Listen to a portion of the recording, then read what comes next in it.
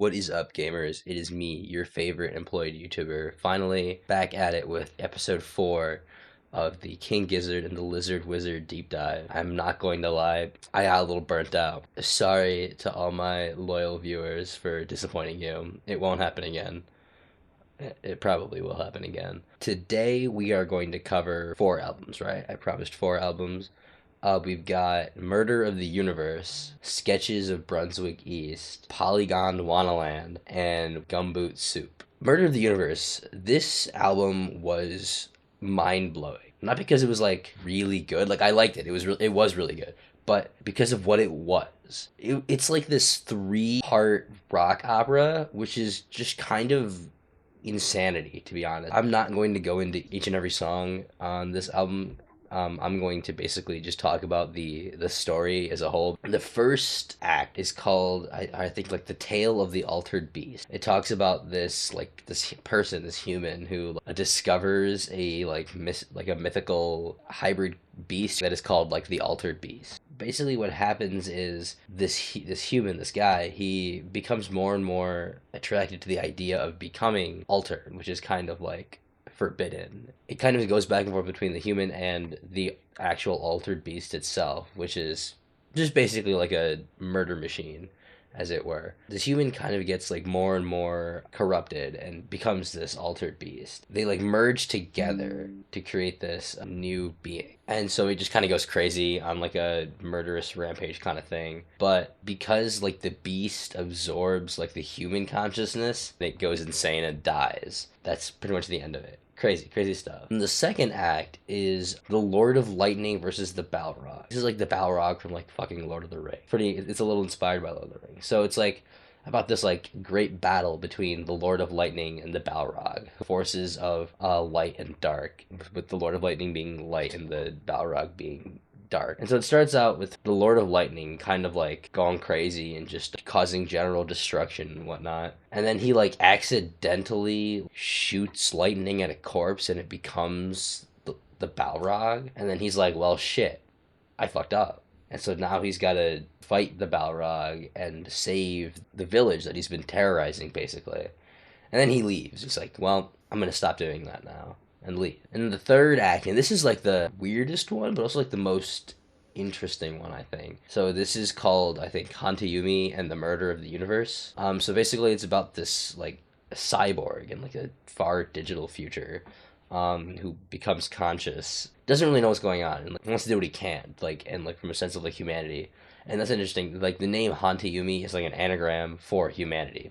Very interesting storytelling here. So basically, what he wants to do are the two things that a cyborg can't: to vomit and die. So what he does is that he creates a machine that he calls the soy protein munt machine, and the only purpose of this machine is to vomit. I don't know. This machine creature is pretty mad at him for creating him to just vomit, right? And so Hantayumi decides, you know what, fuck it. He merges with the machine and it goes crazy again, basically. And what happens is this machine explodes, I guess, and it's just infinitely vomiting, which eventually, apparently, engulfs the entire universe in vomit, essentially murdering the universe. Wow, this was a lot. This was a lot to listen to. Genuinely, some of the most insane storytelling in an album I've ever heard in my life. Maybe from like a listening enjoyment perspective, I'm gonna say maybe like 7 out of 10, 7 out of 10. Next album is Sketches of Brunswick East. This, what I thought was like a delightfully enjoyable and chill album, until it got weird, which is, I think, a recurring theme with King Gizzard and the Lizard Wizard. I thought it was cool. First song is Sketches of Brunswick East 1, which is cool.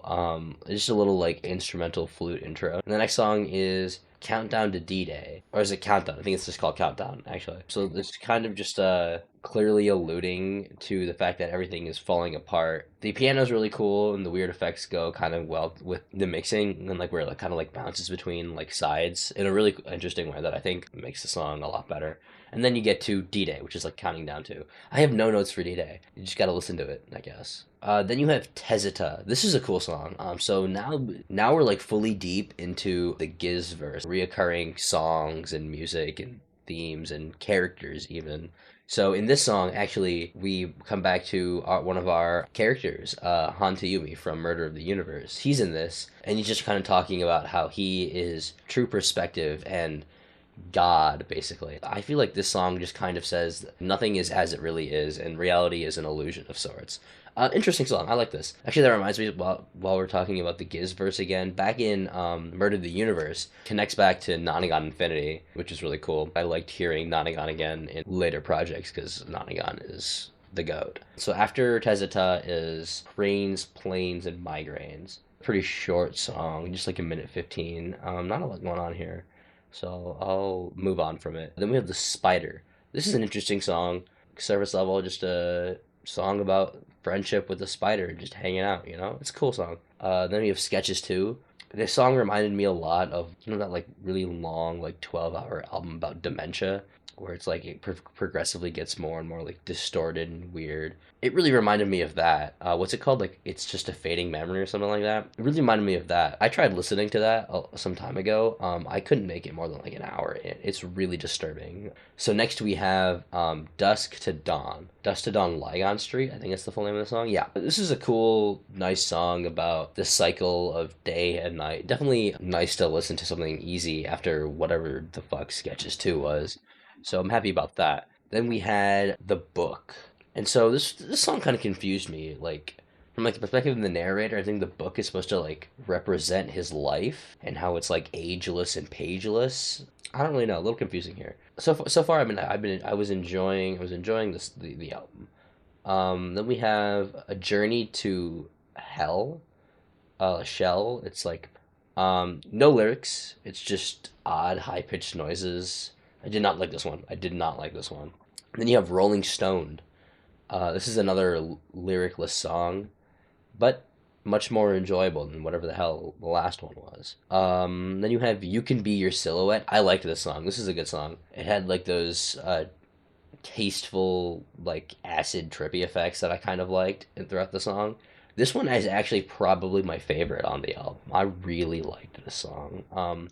Then you have Sketches 3. It's like speeding up, fast forwarding, rewinding, where I think it's like replaying bits of the album.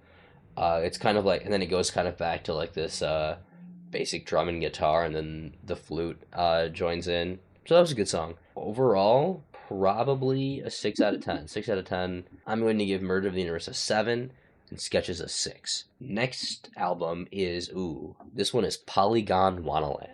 This is kind of crazy. I've been told that this is like their magnum opus, and I think a lot of people really, really like this album. I think a lot of people say it's their best. I don't know if I'd fully agree with that. I enjoyed it. I thought it was good. I don't think I'd call it my favorite for sure, or their best. But this album is really complex in like the themes and the references to their other characters and projects and like the overall Giz verse. So the first song is Crumbling Castle. This song is awesome. This is a 10-minute song. Fantastic. It really sets this like the scene, this kind of like ominous setting of not wanting to become a crumbling castle. Really cool song. I love this song. It's 10 minutes, but it's 10 minutes of peak. Then you have Polygon Wonderland, the title track. This is kind of like a more chill track, I guess more like less intense. Sets the scene for what is Polygon Wonderland. Like, what is this place we're in? And then you have Castle in the Air. So the narrator from Murder of the Universe, telling that entire story, returns again to like kind of set the scene of what's going on. And then you have Desert Dunes, Welcome Weary Feet. So that's a good song. Hanta Yumi is back in this one to speak some lines. Just kind of like backing vocals, I believe. So it's like a little hard to pick up on. It's an interesting song, kind of about like how it's like a prehistoric place and how they're like dinosaurs, an eerie jungle, and how they are Polygon Wonderland. It's an interesting thing. Like I said, this album is pretty deep, and from like a lore perspective, there's a lot of lore in this album. Yeah, I just totally remembered I didn't even like go into like the overarching like theme of the album.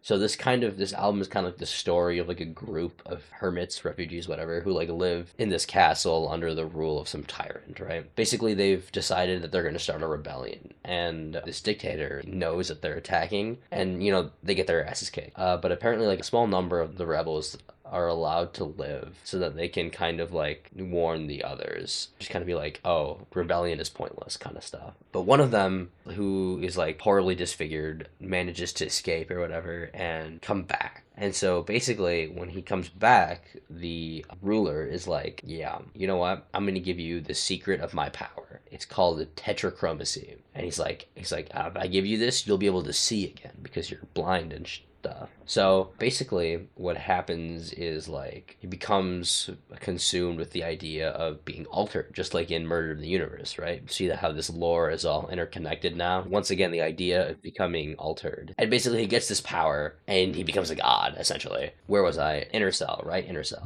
So Inner Cell, I don't really know. I don't really know how to describe Inner Cell. Just kind of talking about rejecting life, rejecting the life that you have, and ideas of what reality and life should be. So that's kind of how it is.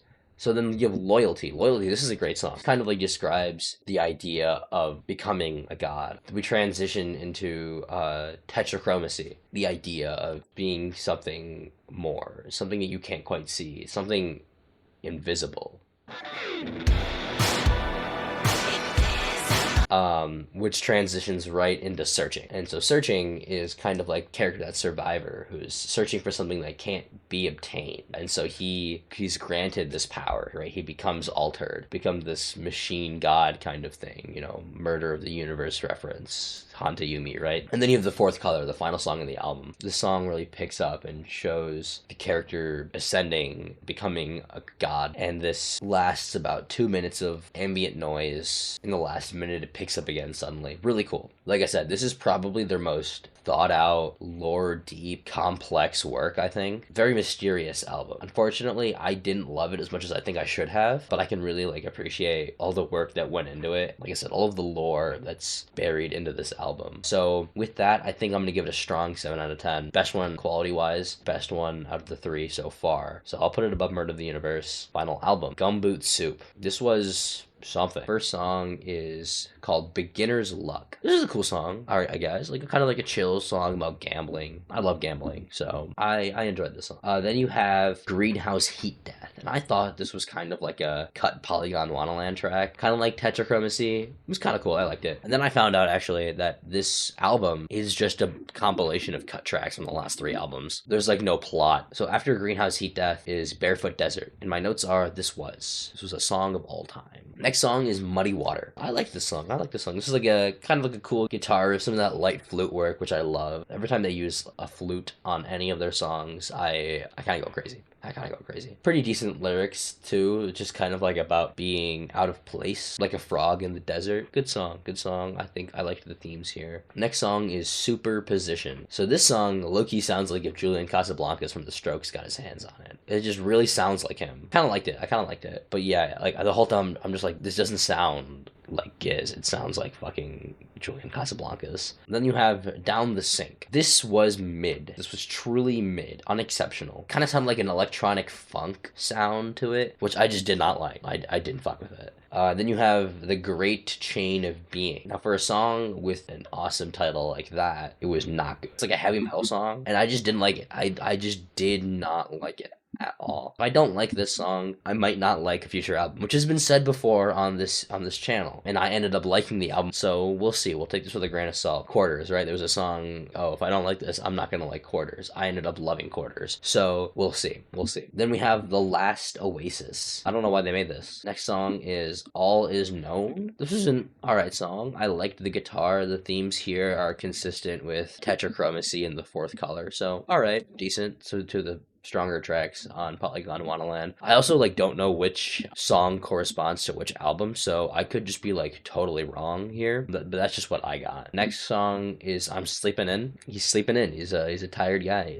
He's an EP guy. Then we have The Wheel, also another song which I don't really have a lot of notes for. Like I said, this was like a compilation album of just cut tracks, and I didn't love it. Really didn't feel necessary, and so like you pick up on like some of those themes throughout, but like there's no real plot to it. I think this one is going to get like a 5, the weakest. So let's go ahead and put these on the tier list. Finally, get this episode done with. So this is where the tier list stands right now. Murder of the Universe, I think this is an A tier album.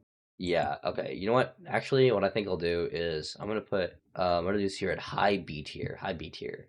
I liked it, but I just don't think it fits here. Next is Sketches of Brunswick East, B tier, I think mid B tier. Polygon Wonderland has to go in low A tier. I thought the storytelling was great. Gumboot Soup. This is going to be a mid C tier album, I think. This looks right. This looks right. What I think actually what I'll do is I've been listening to Mindfuzz a lot recently, and it's just too good to be an A tier. I think this has to stay as an S tier album. This is where I'm looking at right now. What I might do here, bring 12 Bar Brews down to D tier also, because I think it belongs there. Next up, we are going to cover Fishing for Fishies, Infest the Rat's Nest, KG, and LW. These are going to be four very interesting albums. I can't wait to cover these actually. I think I've gotten out of my little burnout. You can expect the next video to come out within a normal amount of time. That's about it. Thanks for watching. Bye.